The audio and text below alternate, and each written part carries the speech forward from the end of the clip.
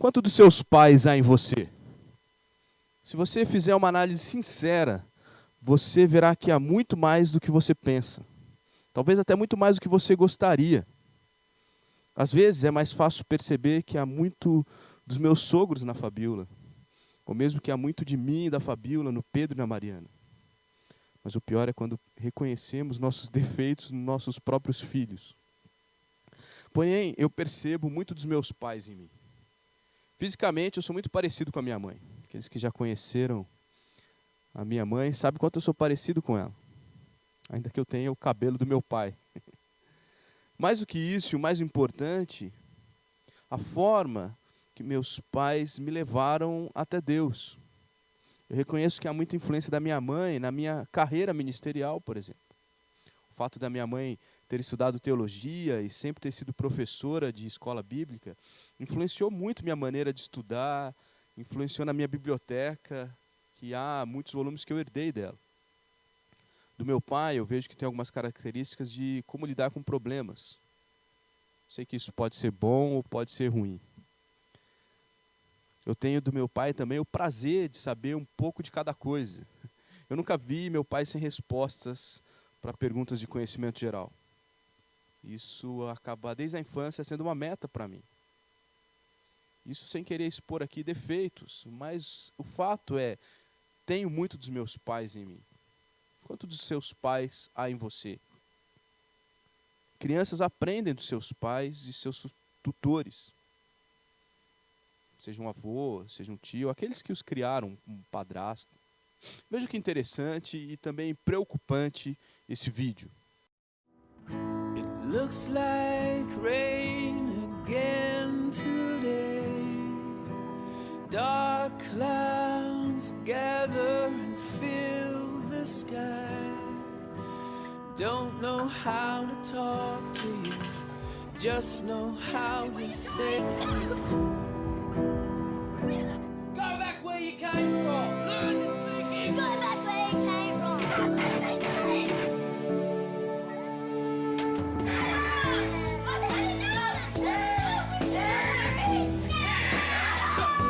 Is that what you think?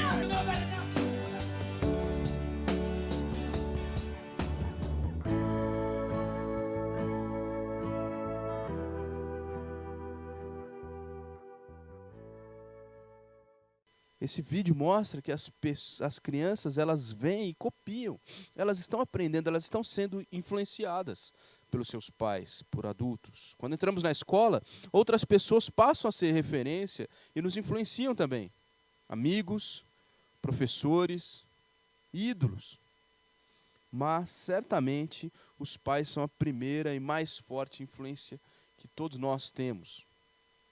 O capítulo 5 de Efésios começa com a terceira orientação sobre como o cristão deve andar. Depois de sermos ensinados a andarmos de modo coerente com a nossa salvação, de sermos orientados a andarmos em santidade, agora o desafio é para andarmos em amor. Abra sua Bíblia em Efésios capítulo 5 e vamos ler os primeiros versículos deste capítulo. Efésios capítulo 5. Portanto, sejam imitadores de Deus como filhos amados, e vivam em amor, como também Cristo nos amou e se entregou por nós como oferta e sacrifício de aroma agradável a Deus. Entre vocês não deve haver nem sequer menção de imoralidade sexual, nem de qualquer espécie de impureza, nem de cobiça, pois essas coisas não são próprias para os santos. Não haja obscenidade, nem conversas tolas, nem gracejos imorais, que são inconvenientes, mas ao invés disso, ação de graças. Porque vocês podem estar certos disso. Nem o imoral, nem impuro, nem ganancioso, que é idólatra, tem herança no reino de Cristo e de Deus. Ninguém os engane com palavras tolas, pois é por causa dessas coisas que a ira de Deus vem sobre os que vivem na desobediência. Amém? A capacidade que todo cristão tem para amar é uma influência direta do nosso Pai Celestial. Afinal de contas, amor não é apenas uma característica de Deus. Amor é quem Deus é. 1 João 4, 7 e 8 diz: Amados, amemo-nos uns aos outros, porque o amor procede de Deus. E todo aquele que ama é nascido de Deus e conhece a Deus. Aquele que não ama, não conhece a Deus, pois Deus é amor. João, de forma coerente com o que ele mesmo havia registrado em seu evangelho, reconhece que só é filho de Deus quem o recebeu, quem creu em Jesus Cristo como único e suficiente Salvador. Como ele também sabia muito bem, pois foi o que Jesus disse a Nicodemos, o cristianismo é um novo nascimento. Portanto, para amar como o cristão deve amar, não são apenas comportamentos que devem ser assumidos, mas deve ter havido primeiro uma mudança interior, um novo nascimento. De forma muito coerente com o ensino joanino, o apóstolo Paulo apresenta para a igreja de Éfeso mais um grande contraste. Após ser contrastado o velho homem com o novo homem, de ter apresentado 5 contrastes bastante específicos que mostram uma vida de santidade na prática, agora o contraste entre o amor verdadeiro, de quem é filho de Deus e, portanto, imita a Deus, e o amor falso, de quem é filho da desobediência e, portanto, imita o inimigo das nossas almas. Afinal, o Filho de Deus deve possuir os mesmos atributos que seu Pai Celeste, imitando o seu amor sacrificial e santo. Já os filhos da desobediência demonstram sua paixão egoísta, sua paixão exploradora, que aprenderam do seu pai, o príncipe deste século. Então vejamos, em primeiro lugar, o amor verdadeiro. No final do capítulo anterior, Paulo exortou que os efésios seguissem o padrão cristão de resolver as diferenças, o modelo do perdão que foi estabelecido por Deus, e não o padrão do mundo de resolver diferenças. Qual é esse padrão? Ira, gritarias, cólera. Mas o padrão de Deus é benignidade, compaixão e perdão. Esse deve ser o quadro que caracteriza o tratamento que os cristãos dão a outras pessoas. Agora o apóstolo, então, é ainda mais explícito, chamando a igreja a imitar o padrão divino, como eu sei que todos vocês, que são grandes estudiosos do grego, sabem que a palavra traduzida por imitadores é o substantivo grego mimetai.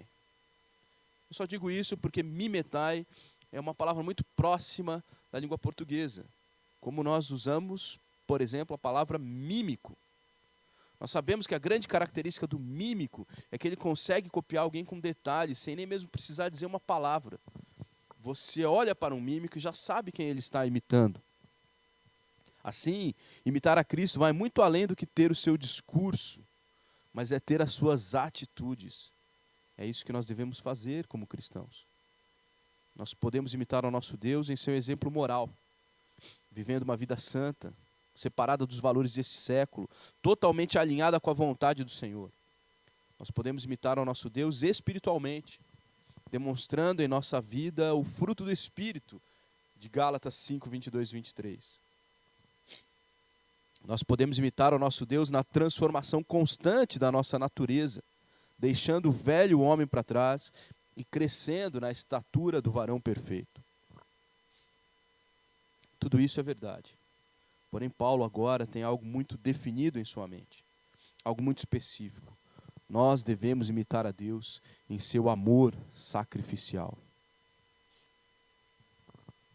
Amor não é algo que nós cristãos desconhecemos, pois nós também somos filhos amados. Não há aqui, então, um pedido para que vivamos algo que desconhecemos. Nós sabemos como fomos amados por Deus. Como fomos amados por Deus?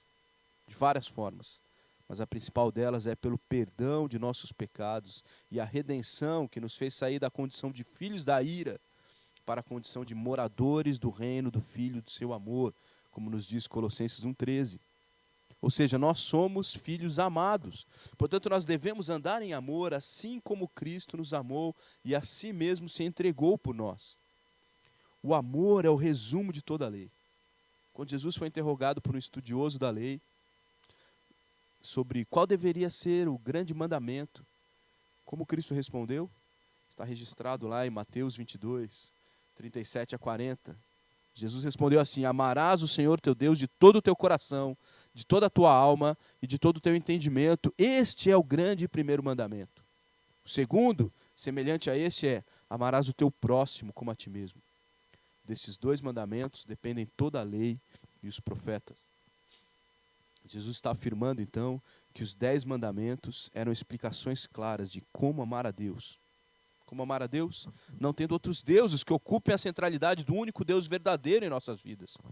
não fazendo imagens que visem representar algum Deus ou ídolo, não tomando o nome de Deus em vão, seja em votos precipitados ou com atitudes incoerentes, e confiando em Deus como nosso provedor, a ponto de poder descansar um dia da semana que seja, somente para prestar culto a esse Deus.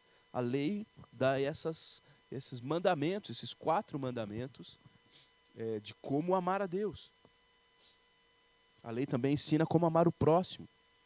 Como amamos o próximo, honrando os pais até o final da vida. Respeitando o direito à vida que todo ser humano tem. Respeitando o que é do outro, não adulterando, não furtando, não cobiçando. Respeitando o direito que o outro tem de saber a verdade, nunca dando um falso testemunho. Então depois a lei vem com 6 mandamentos que ensinam como amar o próximo. Mas não só os 10 mandamentos. Toda a lei judaica está baseada no amor. Por isso, ela apresentava rituais de culto a Deus, práticas de procedimento em diversas áreas da vida, seja na questão comercial, seja em questões civis, seja em questão criminal. A lei vai ensinando como amar. A lei até legislava sobre questões sanitárias, de higiene, de cuidado pessoal e coletivo. Como se isso não fosse suficiente, Jesus está afirmando que toda a revelação de Deus que existia até o momento, ou seja, o Antigo Testamento, ou como era usado na época dizer, a lei e os profetas, todo o Antigo Testamento estava baseado na prática do amor. Nós vivemos dizendo que o Antigo Testamento era lei, impune. Não, mas o Antigo Testamento estava ensinando, e Jesus deixa isso claro, o amor.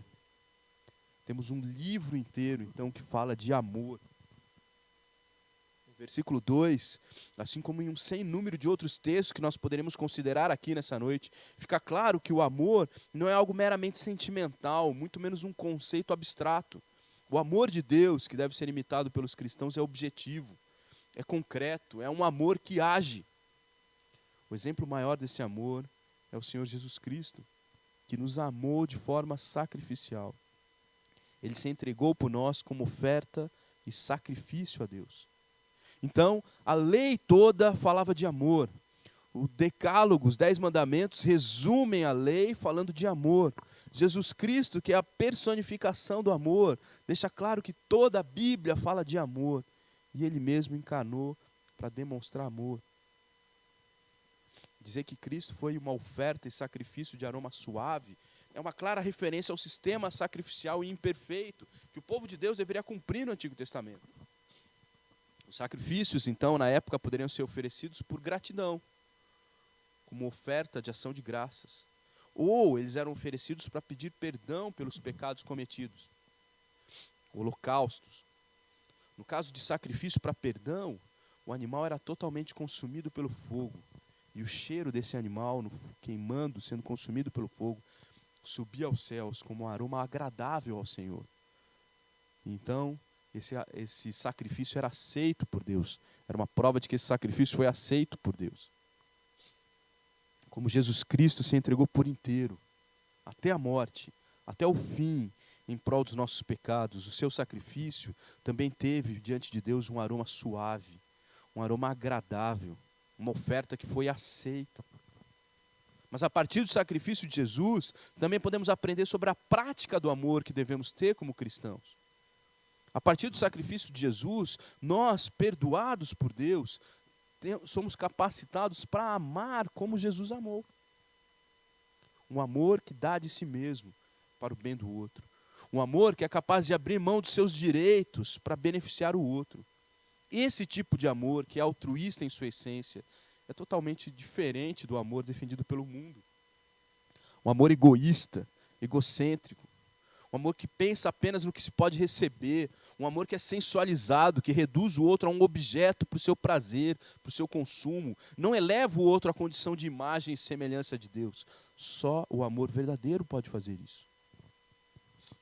O mesmo verbo usado aqui no versículo 2 para afirmar que Cristo se entregou por nós, havia sido usado no versículo 19 do capítulo 4 para dizer que os gentios que não amam a Deus se entregaram ao pecado, se entregaram à dissolução, à impureza. Um amigo meu costumava fazer a seguinte pergunta: que podemos esperar de pecadores, a não ser que eles pequem? Essa é a característica deles.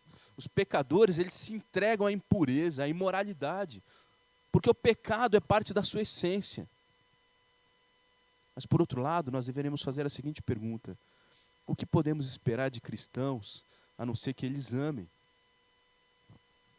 Porque amor é a essência do cristão, como filhos amados, imitando o Pai deles, ou o nosso Pai, que é amor. Até que ponto eu estou disposto a abrir mão de direitos para demonstrar amor ao meu irmão? Até que ponto eu estou disposto a sofrer perdas para demonstrar amor a pessoas que não me amam? Afinal, essa é a ordem de Cristo no Sermão do Monte. Mateus 5,44 diz, Jesus disse: amai os vossos inimigos e orai pelos que vos perseguem. Por nós mesmos, nós somos incapazes de amar como Cristo ama. Mas o Espírito Santo que habita em nós nos leva a esse amor. Amor verdadeiro, que não precisa ser sentido, mas praticado. Amor que não é sentimental, mas é objetivo. Que andemos então no amor verdadeiro, que é característico de quem nasceu de novo, de quem se despiu do velho homem e se revestiu do novo. Esse é o amor verdadeiro. Mas para que haja uma compreensão ainda maior sobre o amor verdadeiro, o apóstolo passa a contrastá-lo com o amor falso. E os versículos 3 a 6, então, vão trazer o amor falso. O versículo 3 inicia com a conjunção adversativa, mas o verdadeiro amor é o amor divino. É esse que nós devemos imitar. O que o mundo chama de amor é falso, é ilusório. Quase todas as palavras associadas ao amor mundano, que são utilizadas nessa sequência, elas têm conotações sexuais ou sensuais. Isso já era assim nos dias da escrita da carta, no primeiro século, e continua assim em nossos dias. Nós chegamos ao ponto que muitas pessoas não conseguem conceber amor sem pensar em sexo. Para o muçulmano, por exemplo, a grande recompensa de Alá é providenciar para os fiéis um ambiente de orgias. Isso é o paraíso. Mas a responsabilidade do cristão é fugir desse padrão. Essas paixões desenfreadas não deveriam nem ser mencionadas entre o povo de Deus. Sabe por quê? Porque elas são muito diferentes do padrão divino. Isso não tem nada a ver com o cristão. Assim, então, não deve haver nenhuma sombra da presença desses pecados entre os crentes. 6 pecados, então, são mencionados pelo apóstolo. A saber, o primeiro é impudicícia, ou imoralidade sexual. É a tradução da palavra porneia, que na língua portuguesa originou, por exemplo, a nossa palavra pornografia. A gama de significados de porneia é muito grande. Ela inclui perversão sexual de quase todos os tipos. Desde pornografia, que seria, talvez, observar fotos, né? Ou ver vídeos, coisas assim, até a fornicação, que seria a prática sexual errada, fora do contexto correto. Seria o contexto do casamento. Imoralidade sexual de todos os tipos. O amor mundano, que é chamado de amor pelo mundo, também é caracterizado por impureza. Impureza tem a ideia de luxúria, uma vida devassa. No sentido geral, impureza reflete em imundície. Mas associada à expressão toda sorte, porque é isso que diz, né? Toda sorte de impureza, indica a imoralidade sexual em todas as suas formas. Aquelas que você consegue pensar e talvez outras que você nunca nem imaginou. Vai desde um pensamento impuro até a fornicação, a prostituição, o adultério, a homossexualidade, a bestialidade, ou seja, tudo que na prática sexual for inconveniente a um cristão, porque não é natural. Natural no sentido da criação divina, de como Deus planejou. Impureza, toda sorte de impureza. O amor mundano também está caracterizado pela cobiça. Cobiça é o desejo desenfreado de ter mais, de ter o que não se tem, de ter o que não se deveria ter. Nesse contexto está associado a questões sexuais, no sentido de desejar o que não é seu, ou melhor, desejar quem não é seu. Seja você um solteiro que deseje o seu namorado, sua namorada, antes do momento adequado. Seja você um casado que deseja alguém que não é o seu cônjuge. Assim, nós vemos que as 3 primeiras expressões estão intimamente ligadas não apenas no seu sentido, mas também na prática decorrente delas. E essas práticas não estão apenas no ato sexual, mas também no pensamento impuro e imoral. Como o pensamento imoral também se reflete no que se fala, os próximos 3 pecados associados ao amor mundano estão relacionados a palavras. Então, o amor mundano está relacionado a um pensamento errado que conduz a práticas erradas, mas que também conduz a palavras erradas. Quarta característica do amor mundano, então, é a conversação torpe ou obscenidade. Não é a mesma expressão para palavras torpes que nós consideramos no final do capítulo 4. Conversação torpe aqui está ligado ao uso de linguagem obscena, como muitas vezes é o padrão de nossos companheiros de trabalho, como muitas vezes é o padrão dos nossos conhecidos na faculdade. Aquele tipo de conversa que deixa envergonhado qualquer pessoa que é educada, qualquer pessoa que é um pouco mais sensível. Aquelas conversas que você não tem coragem de ter perto da sua avó, por exemplo. Isso é conversação torpe. Também é caracterizado por palavras vãs ou conversas tolas. Esse é o único pecado dos 6 que não está diretamente relacionado a questões sexuais, mas expande ainda mais das questões sexuais. Porque conversas tolas ou palavras vãs pode ser qualquer conversa sem sentido, conversa sem utilidade. É o famoso papo de bêbado, sabe? Aquelas coisas que não têm sentido, uma perda de tempo. Porque ainda que não seja algo particularmente maldoso, mas é algo que não tem propósito. E isso não tem nada a ver com o cristão. E o 6º pecado, então, seriam as chocarrices, ou gracejos imorais. No linguajar popular, seria aquela cantada de peão. É isso que é chocarrice, é isso que é gracejo imoral. Sabe aqueles gracejos baixos, uma tentativa de ser engraçado, divertido, mas sendo chulo, sendo baixo. Pode até conter uma certa espirituosidade, sabe? Aquela pessoa que sabe aproveitar um momento para entrar com uma piada, assim, que tem sentido, que tem graça bem naquela hora. Tem pessoas que são espirituosas, assim, que sabem aproveitar os momentos. Mas a linha entre a espirituosidade e o pecado, ela é muito fina, ela é muito tênue. Deve haver muito cuidado. Quando se vive em um contexto imoral, como era o caso de Éfeso, como é o nosso caso hoje como brasileiros, muitas vezes essa espirituosidade vai se apresentar em futilidade, em pensamentos impuros, em toda sorte de impureza. Ela vai ser uma espirituosidade com cunho sensual, sexual. Esses 6 pecados nem deveriam ser mencionados entre cristãos. Ao invés de todos esses pecados, nós precisamos desenvolver gratidão. Embora seja difícil de entender a ligação lógica que Paulo tinha em mente entre gratidão e essa lista de 6 pecados sensuais que nós vimos, a melhor resposta é que a gratidão caracteriza uma pessoa contente, caracteriza uma pessoa satisfeita com aquilo que tem, que usa a língua para expressar esse contentamento. Enquanto a pessoa sensual tende a ser descontente, insatisfeita, querendo adultério, querendo a fornicação, pensando no que não se tem e expressando todo esse seu descontentamento pela maneira que fala. Assim, a sensualidade que está no pensamento e nos comportamentos fica mais ainda evidente pela fala. Nesse sentido, eu lembro de um primo meu, um primo não cristão que eu tenho. Quando ele casou, e poucos meses depois, ele se divorciou. E eu perguntei para ele, por que você está se divorciando? E ele me disse que enquanto estava casado, ele só conseguia viver pensando nas namoradas que ele não teve ainda. Nas mulheres que ele não conheceu, mas que ele desejava conhecer. Esse é o padrão de amor do mundo. Esse é o amor falso. Há no original um jogo de palavras que pode ser traduzido da seguinte forma aqui. a graça daquilo que é sarcástico seja substituída pela mais verdadeira graça do agradecimento. A gente não acha mais graça nesse pecado, mas agora a gente é grato por como Deus tem agido em nossa vida. Está vendo a diferença do amor falso para o verdadeiro? O fato é que há duas indicações boas do caráter de uma pessoa.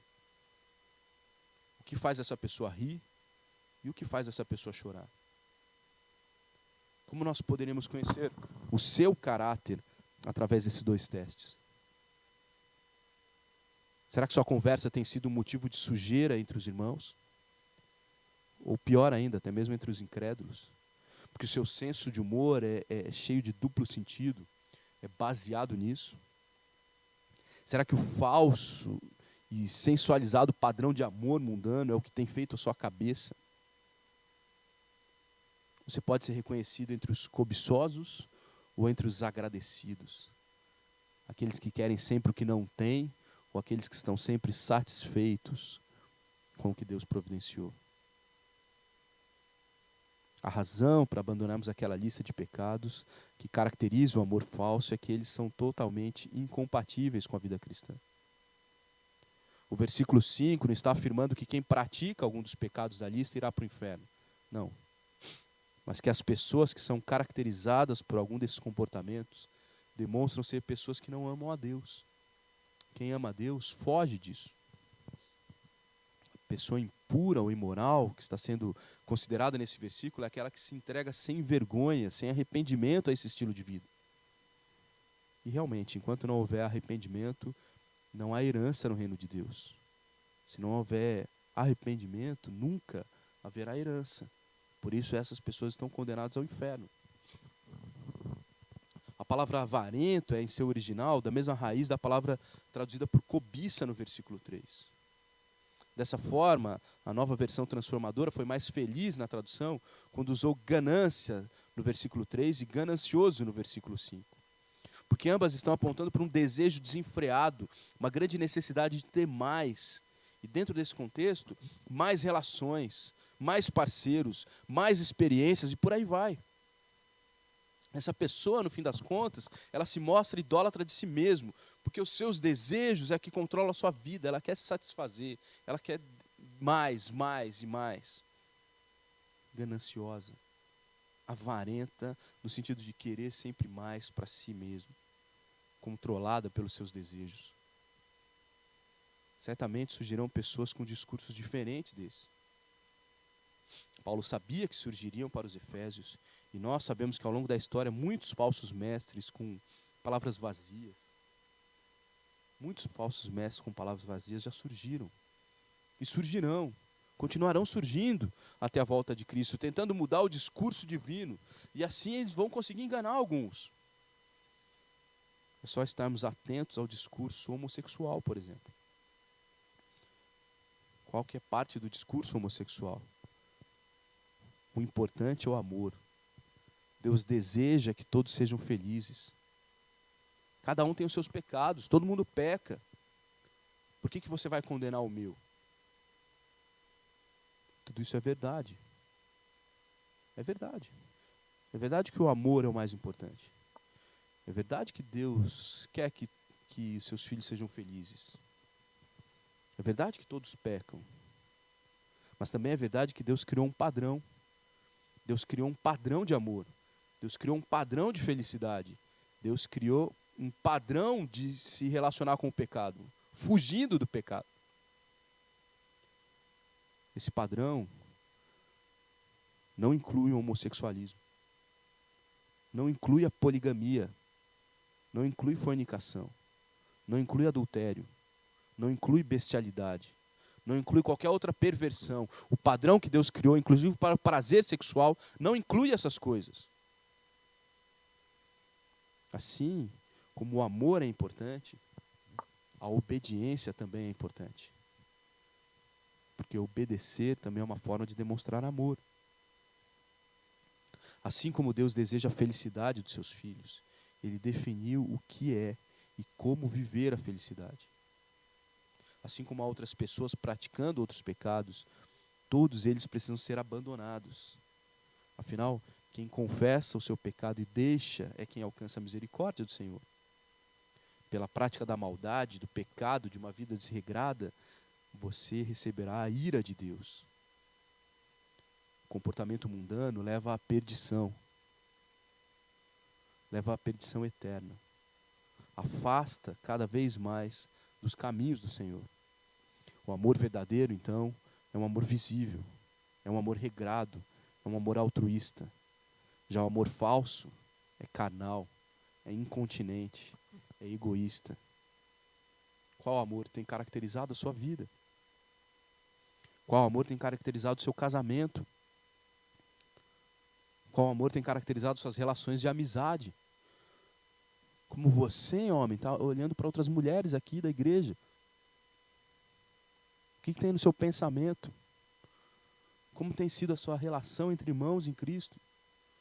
Ao respeito e consideração do amor verdadeiro ou à cobiça impura do amor falso? Dois tipos de amor demonstram dois referenciais possíveis. Como mímicos, quem estamos imitando? O Deus totalmente santo ou o príncipe deste mundo? É certo que não há neutralidade, não há meio termo. Para agradar um Senhor é necessário aborrecer o outro. Essa lição é tão compreendida nesse parágrafo de Efésios que o clamor é para que a imitação do príncipe deste mundo não seja nem mencionada entre os cristãos. Isso é muito mais do que não ser comum entre os cristãos, é não ser nem mencionado. Mas, infelizmente, muitas dessas práticas já viraram comuns entre cristãos. Que nós possamos, como igreja, pagar o preço de viver uma vida diferente, uma vida santa. Que possamos pagar o preço de sermos facilmente reconhecidos como um povo que vive em novidade de vida. O sexo antes do casamento e outras imoralidades sexuais, além da fala insolente, piadas picantes, isso era tão comum na sociedade gentia antiga, como é em nosso contexto brasileiro hoje. Esse é o padrão. Mas diante disso, o padrão não foi afrouxado para os efésios. Não foi afrouxado para satisfazer a cultura da época. Pelo contrário, o apóstolo faz um alerta enfático e direto. Nem seja mencionado entre vocês. Creio que hoje nós também tivemos um alerta, que eu espero que tenha sido enfático e direto. Para você que foi um dia alcançado pela graça, vive na esperança da vida eterna, saia daqui essa noite decidido a mudar atitudes, dependendo do Espírito Santo de Deus que habita em você, mas decidido a mudar atitudes. Reveja o seu senso de humor. Reveja suas palavras, suas práticas, reveja até os seus olhares. Para você que ainda não reconhece a Cristo como Salvador da sua alma, meu desejo é que você reconheça o seu pecado e se arrependa. Um arrependimento genuíno só é possível pela ação de Deus na sua vida. Portanto, eu clamo a Deus que abra os seus olhos para que você perceba o engano em que está vivendo. Como cristãos, a gente pague o preço de viver o amor verdadeiro e nunca o falso. Que você, jovem solteiro, pague esse preço, seja diferente. Que você, homem e mulher casados, pague esse preço. Ame verdadeiramente e não de forma falsa. Para encerrar, eu queria ler um poema de David Monk. Um poema que ele escreveu sobre esses versículos que lemos. Que esse poema nos motive a viver pela graça de Deus o amor verdadeiro e não o amor falso. Imitemos esse amor como amados do Salvador. Não sigamos o padrão de falso amor e perversão.